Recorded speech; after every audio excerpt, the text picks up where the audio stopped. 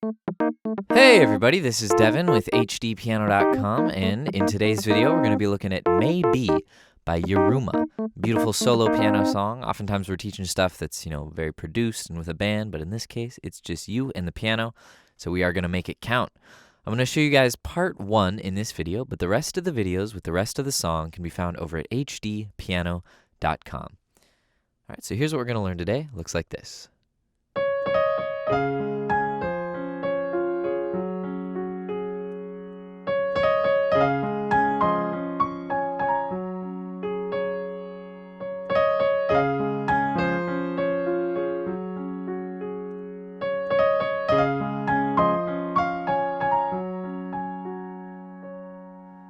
Alright, so it's a beautiful little thing in D flat major, very sensitive, very thoughtful, and it strikes me as something that you would hear in a movie.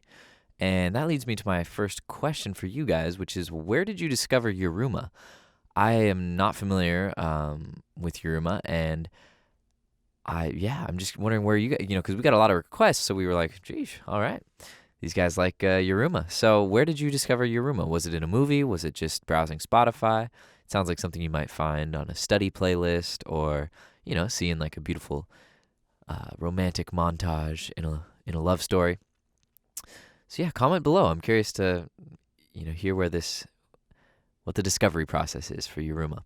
All right, we're in D flat major, and we're going to look at the right hand first. And we start with a pickup into the first measure, and it's D flat, E flat, D flat. Pretty basic, but as we're going to hear a lot in this song, we have a grace note just in those first 3 notes. Right, D flat, and then we grace into E flat, and then back down to D flat. So the rhythm here is 3 and 4 and. It's a pickup, so it's 3 and 4 and then we land on 1. But when we add that grace note back in, 3 and 4 and, the rhythm doesn't change, but we're just slipping in a really brief note, a D flat, to just jump right into that E flat. And then we do it again into our first note, which is a grace note from E flat into a parallel, or into a 6th. This is A flat and F. And I'm using my thumb and ring finger here so that I can catch the next A flat with my pinky. So just that much. 3 and 4 and 1, 2 and 3. Okay? So just that much. One more time. We have a quarter note on this 6th, and then 2 and. That's A flat down to C. So here we go. 1, 2, 3 and 4 and 1 and 2 and 3 and 4 and 1. So I added there on the end of 3 a D flat, and on the end of 4 another D flat with an A flat below. So there's our first measure.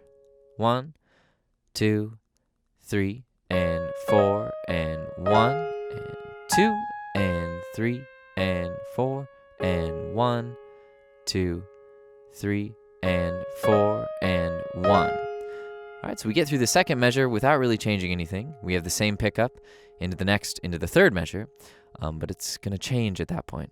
So we'll be looking at that shortly. All right, so what happened there? And 4 and 1, 2, 3. Let's do it one more time.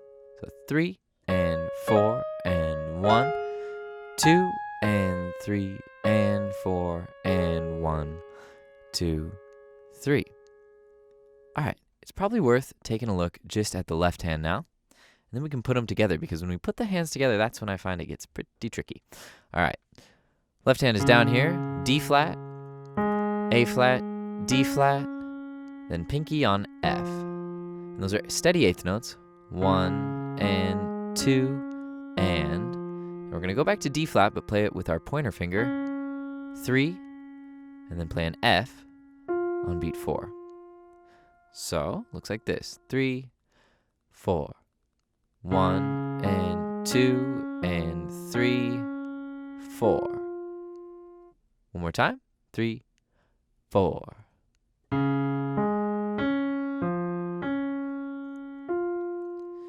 So let's see what happens when we put those hands together. Looks like this, 3 and 4.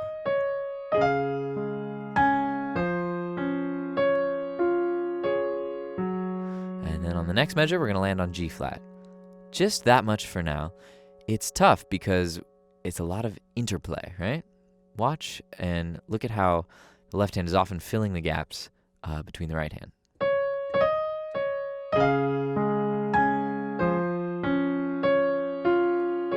Right? Especially in the latter half of that measure.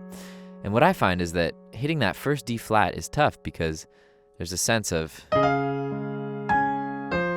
that's kind of like a strong and we can just pause there for a second, but no, the left hand continues and they continue to interplay like that. And then the next measure, we play G flat, D flat, G flat, and catch an A flat with our thumb before continuing the motif. All right, so those two measures together.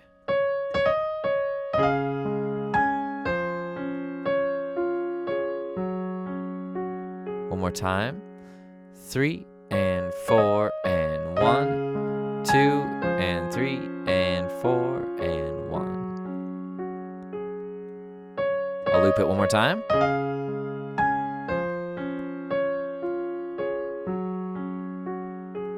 All right, well, we better move on here. So let's look at just the right hand.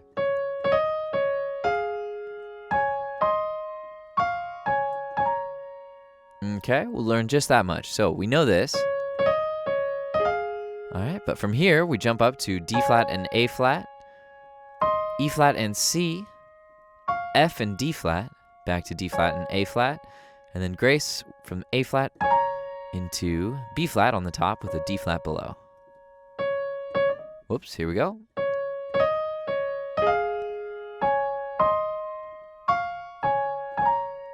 Okay, just that much.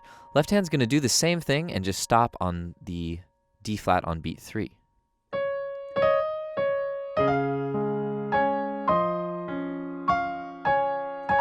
And then land on a G flat on the next measure. One more time, real slow, hands together.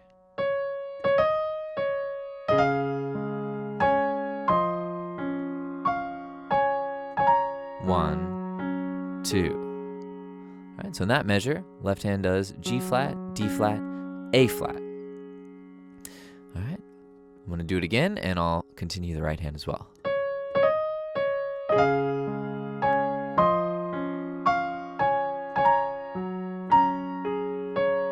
All right, so on the upbeats of 1 and 2 and 3, into the lick again, I played a B flat and a D flat on those upbeats, the end of 1 and the end of 2. All right, so I'll play that out and continue.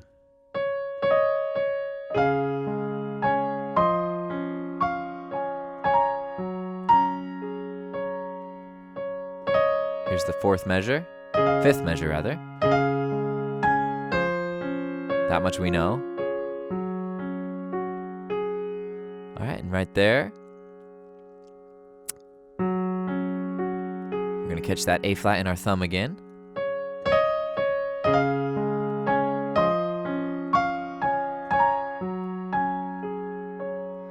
All right, so you'll notice that next segment was more or less a direct repetition. Very little has changed. So let's look at that. I'm gonna go ahead and play through the whole 8 bars so you can see what you've got and what you still need to check out, and then I'll catch up with it. Here we go. 3 and 4 and. Catch the thumb here.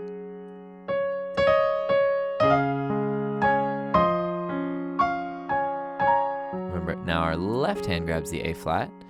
Oh, and in that measure, and 2 and 3. All right, this much we know.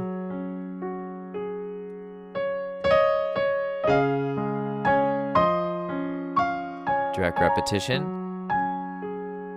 So it's just that last measure. So 3 and 4 and 1 and 2 and 3, 4. So our left hand is just playing G flat to D flat. So it's by itself on the downbeat. 1 and 2 and. And our right hand plays A flat, D flat. Okay, and then we move on into a nice little second, theme of the first, larger theme, which I'll be teaching in part 2. One more thing that I want to talk about is the expressiveness of this piece. We're not just playing steady to a click.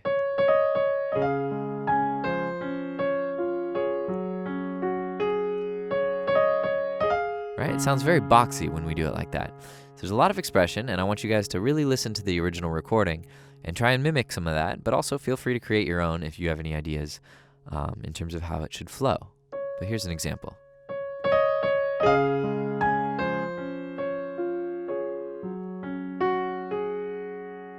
Very dramatic, lots of pausing. Definitely a breath into the next phrase.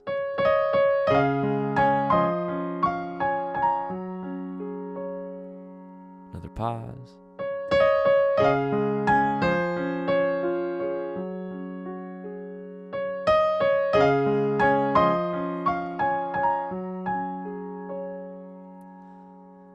All right, so, it's really up to you to flow as you wish.